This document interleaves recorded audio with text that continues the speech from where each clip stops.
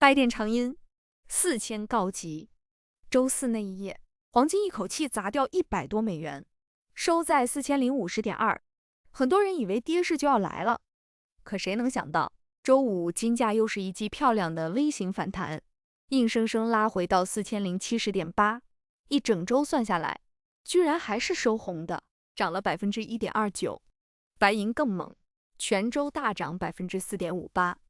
问题就来了，这波周四暴跌，周五反弹，到底是空头一次失败的试探，多头绝地反攻的起点，还是下跌途中骗人上车的诱多陷阱？这一周究竟发生了什么？下周又该怎么看？今天我们就一步步把它讲清楚。大家好，欢迎来到点金日记，我是您的贵金属向导小金。今天是2026年7月25日，星期六，周末没有新的盘面，所以我们照例做一期本周回顾，把刚刚收官的这一周黄金和白银的行情从头到尾捋一遍，再一起展望即将到来的由美联储议息会议压阵的下一周。老规矩，先郑重提醒一句，我在节目里说的所有内容都只是我个人的观察和看法，不构成任何投资、交易或理财建议。市场有风险，每一笔决策都请你务必自己独立判断，盈亏自负。在深入之前，先用30秒给你今天的3个核心要点。第一，这一周金银是先扬后抑，再绝地反弹。黄金周五收在4070.8，全周涨 1.29%， 白银收在 58.91， 全周大涨 4.58%， 双双翻红。第二，本周最大的推手是油价飙上100美元，重新点燃了通胀担忧，带动美债收益率一路走高。第三，接下来最该盯的就是下周三凌晨的美联储议息决议，还有黄金4000这道生命线。好，接下来我们就一个一个把这几点讲透。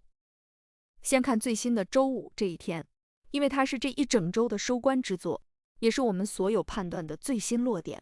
周五黄金没有延续周四的颓势，反而低开高走，盘中一度下探到4024附近，就在4000这道整数大关前面稳稳站住，随后一路回升，最终收在4070.8，当天还涨了半个多百分点。这里我要诚实的跟老朋友们对一下账，上一期我反复强调，别急着抄底，先看4000守不守，把4000当成多空的生命线。这一周走下来，4000确实守住了，周四最凶狠的那一砸也没能真正跌破它。周五价格又回到了4076这道我点名的阻力口，可以说那句判断基本兑现了。然后我们把镜头拉远，看这一整周到底是怎么走到这里的。上周五黄金收在4018.8，这一周开盘并不强，周一还小跌，可从周二开始多头突然发力，周三一口气冲到4151.9，创出本周高点，气势汹汹。很多人以为新一轮上攻开始了，结果周四风云突变，一根白点长阴几乎把3天的涨幅全部吞掉，收在4050.2，重挫 2.45%。正是这根长阴让市场瞬间由暖转寒，好在周五又收复了一部分失地，所以这一周的性格用4个字形容就是大起大落，冲高跳水再反抽，多空在4000上方展开了一场激烈的拉锯。而如果把黄金和白银放在一起看，你会发现一个很关键的分化，白银这一周明显比黄金更强，同样是先涨后跌再反弹，白银全周涨了 4.58%， 是黄金那 1.29 的3倍还多。这个分化可不是小事，它藏着这一周最值得说到的一条暗线，我们待会儿会专门展开。整体来看，这一周留给我们的核心问题只有一个，周线虽然翻红，可这究竟是跌势里的一次反抽，还是新一轮上涨的真正起点？我们先把镜头对准黄金本身，仔细看看它这一周的脚印。从价格路径上看，这是一根典型的上影很长的周 K 线，最高摸到4151.9，最低探到4024附近，最后收在4070.8，上冲的部分被卖盘牢牢压了回来。这说明什么？说明在4150这个位置，上方的抛压是实打实的，多头一冲高就有人获利了结，甚至有新的空头进场做空，价格没能站稳。不过反过来看，故事的另一半同样重要。为什么周四跌到4050，周五又能弹回来？因为在4000到4020这个区间，买盘的力量也很扎实。你可以把它想象成一场拔河，上方4150是卖方的大本营，下方4000是买方的大本营。这一周价格就在这两头之间来回拉扯，谁也没能一举击溃对方。目前收在4070.8，位置偏中性，略微靠近上沿，说明多头稍稍占了一点上风，但还远远谈不上掌控全局。还有一个不能忽视的大背景，黄金现在的价格依然牢牢待在50日均线4218和200日均线4592的下方。这两条均线，一条代表中期成本，一条代表长期趋势，价格在它们下方，意味着从更大的格局看，黄金仍处在一段回调，或者说是高位震荡消化的阶段。换句话说，这一周的反弹再热闹，本质上也还只是在下降通道里做修复。真正要让趋势翻多，至少得先站上4218那条中期均线，这条路还长。接下来重点说说白银，因为它才是这一周真正的主角。前面提到，白银全周大涨 4.58%， 收在 58.91， 而黄金只涨了 1.29%。为什么白银能跑得这么猛？这就要说到白银的双重身份了。白银这个东西，一半是贵金属，一半是工业金属。作为贵金属，它是黄金的高贝塔表亲，你可以简单理解为黄金的放大版。黄金涨，它涨得更多；黄金跌，它也跌得更狠。弹性天生就比黄金大，所以在这种多头占优、情绪回暖的一周里，白银自然涨得更起劲。而作为工业金属，光伏、电子这些实体需求也在给它托底。这一周不少现货买家趁着回调进场捡货，给了白银额外的底气。这里有一个专业但很有用的指标，叫金银比价，就是1盎司黄金能换多少盎司白银。这一周，这个比价从上周的71上方一路压缩到了69附近。比价往下走，代表的就是白银比黄金强，白银在夺回相对价值。对看长线的朋友来说，金银比处在这么高的历史位置，本身就意味着白银相对黄金偏便宜。一旦贵金属整体转强，白银往往会有一段补涨、追赶的行情。这一周就是一个很典型的缩影。当然，硬币的另一面是白银弹性大，是把双刃剑，涨的时候爽。可一旦下周美联储偏鹰，贵金属整体转弱，白银大概率也会比黄金跌得更快，这一点大家心里一定要有数。那么，究竟是谁在背后主导了这一周的行情？说到底，这一周金银市场的天平是被两股力量反复波动的，一头是油价，一头是美债收益率，而这两者其实是同一条链条上的两个环节。先说源头，油价。这一周，布伦特原油一口气涨过了每桶100美元，是5月以来第一次重返100元大关。油价一冲高，市场立刻紧张起来，因为原油是万物之源，油一贵，运输、生产，方方面面的成本都跟着涨，通胀的预期又被重新点燃了。你可能会问，通胀升温，黄金不是应该受益吗？这里就是最微妙的地方。短期内，市场的第一反应不是买黄金去抗通胀，而是担心通胀会让美联储不敢降息，甚至可能重新加息。于是链条传导到了第二环，美债收益率。这一周10年期美债收益率一路爬升，从上周的 4.55% 左右，升到了 4.71% 附近。收益率为什么这么重要？因为黄金是一种不生息的资产，你拿着它，它不会给你利息。而美债收益率越高，就等于持有黄金的机会成本越高。我把钱放进国债，能拿4.7%的无风险利息，凭什么还捏着一块不产生任何现金流的金子？所以收益率往上走，往往就是压在金价头上最直接的一块大石头。这也正是周四那根白点长阴背后的推手。油价点火，收益率飙升，美元走强，三重压力同时砸下来。可即便三座大山压顶，金银全周还是顽强收红，这说明背后一定有一股不小的买盘在托底。到底是谁在买？答案很大一部分要落到地缘政治上。这一周油价之所以暴涨，根子就在中东的紧张局势上。市场传出的消息是，中东冲突有升级的迹象，美国方面也放出了可能扩大军事行动的强硬信号，矛头指向伊朗。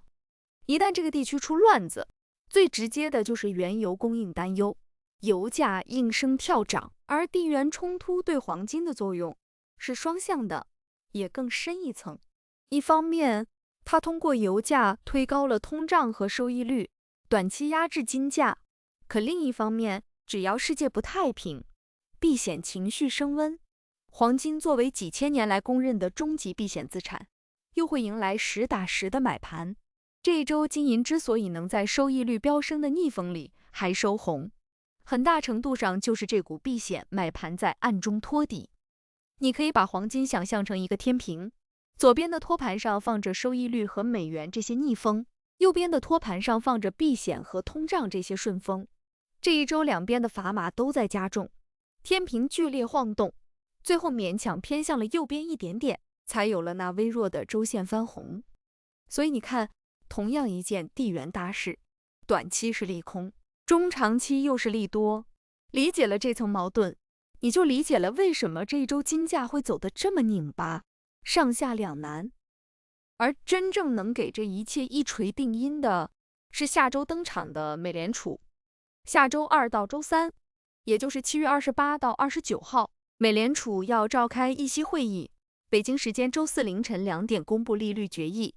这几乎是决定金银下一个方向的最关键变量。目前市场的主流预期是这次会议按兵不动，维持利率不变。但真正的看点不在这次动不动，而在美联储的措辞和口风。为什么这么重要？因为黄金最怕的就是那句更高更久的高利率。刚才说了，实际利率越高，持有黄金的机会成本就越大。如果这次美联储的声明偏鹰，暗示因为油价和通胀，年内还可能加息。事实上，市场现在已经押注到9月那次会议，利率进一步走高的概率高达80%，那对金价就是当头一棒。反过来，如果措辞偏鸽，安抚市场，暗示还是会择机降息，那压在黄金身上的这块石头就会松动，金价有望顺势反攻。打个比方，美联储就像开车的司机，油门是降息，刹车是加息，而全车的乘客，也就是股市、债市、金市，所有人的眼睛都盯着司机的脚，哪怕他只是虚晃一下，车里也会先乱成一团。还要提醒一句，7月这次会议不发布经济预测和点阵图，没有了那张最直观的利率路径图，市场就更没有毛。所以主席在发布会上的每一句话，每一个用词，分量都会被无限放大。这也是为什么下半周的波动很可能格外剧烈。好，说了这么多基本面，我们把它落到实实在在的图表和点位上。先看黄金的关键价位，上方最直接的阻力就是眼前的4076，这正是周五收盘卡住的位置，也是这一周多头反攻要迈过的第一道坎。只有站稳4076之上，才有机会去挑战4113，乃至上周高点4151线。而下方的支撑，第一道在4020附近，也就是周五的日内低点。真正的生命线则是4000这道整数大关。这一周它经受住了考验，可一旦哪天被有效跌破，性质就变了。下方要看到3990甚至更低。再看动能指标 RSI， 黄金目前的14日 RSI 大约在461线，具体读数是 46.37。这里简单解释一下， RSI 是衡量涨跌动能强弱的指标，数值越高代表越超买，越低代表越超卖。一般70以上算超买，30以下算超卖。46这个读数正好落在中性区间，略微偏弱的一侧，既没有超买，也没有超卖。这意味着什么？回到开头那个反转还是诱多的问题， RSI 不高不低，恰恰说明市场还在犹豫，多空都没有取得决定性优势，动能上并不支持哪一方立刻单边爆发，它更像是在告诉我们耐心等信号，等价格自己在4076和4000之间选一个方向。白银这边技术格局和黄金大体相似，但有它自己的刻度。上方第一道阻力是60美元这道整数心理关口，也是本周的高点所在。白银周四正是从这里被打了下来，只有重新站上60，才能确认这一波强势的延续。下方支撑看 56.2 这个前期低点，这是白银多头必须守住的底线，一旦跌穿，就打开了新的下跌空间。至于白银的 RSI， 目前大约在45附近，具体是 45.09， 同样处在中性略偏弱的区域，和黄金几乎同步。说明白银虽然这一周涨势喜人，但从动能上看还没有走到过热，需要立刻警惕大幅回调的地步，后面仍有跟随大盘继续修复的余地。讲到这里，我必须要重点强调一段风险提示。这一周金银虽然收红，看起来暖意融融，但请你千万不要被这份热闹冲昏了头。当前市场最大的风险就是下周的美联储会议，它就像一个还没拆封的盲盒，鹰派、鸽派两种结果会把金价推向完全相反的两个方向，波动随时可能放大。越是在这种方向不明、事件驱动的关口，越要保持冷静，谨慎再谨慎，切忌重仓赌方向，更不要盲目追高或者恐慌杀跌。行情永远都在，本金却只有一份，管好仓位，守住纪律，永远比猜对一次方向更重要。那么落到最后，我们来聊聊下周该重点关注什么，也就是下周前瞻。我把它拆成短线和长线两个视角，帮你既看清眼前的这盘棋，也看懂大方向。先说下周的日历，绝对的重头戏是周二到周三的美联储议息会议，周四凌晨2点见分晓，紧接着还有主席的发布会。除此之外，周四大概率会公布2季度 GDP 初值，周五还有美联储最看重的那个通胀指标，也就是个人消费支出物价指数。这两个数据会进一步左右市场对通胀和加息的预期。这一连串事件会让下半周的行情格外颠簸。短线怎么看？关键就盯两个价位，一个事件向上，黄金必须先站稳4076，再收复4113，才算真正打开反攻空间。目标看向4150，向下4000。这道生命线是底线，只要它守得住，这一周的反弹就还有延续的希望。可一旦被有效跌破，就要防跌势重启，下看3990。而这两个方向到底选哪一边，很大程度上就取决于周三美联储的口风。偏鹰，金价大概率下测4000；偏鸽，则有望上攻4150。白银则跟随黄金站上60转强，跌破 56.2 转弱。长线怎么看？把时间拉长到几个月甚至更久，我依然维持偏多的判断。原因很朴素，全球央行还在持续购金，去美元化的大趋势没有变，美国的债务包袱越来越重，地缘冲突此起彼伏，这些都是支撑金价长期中枢不断抬高的硬逻辑。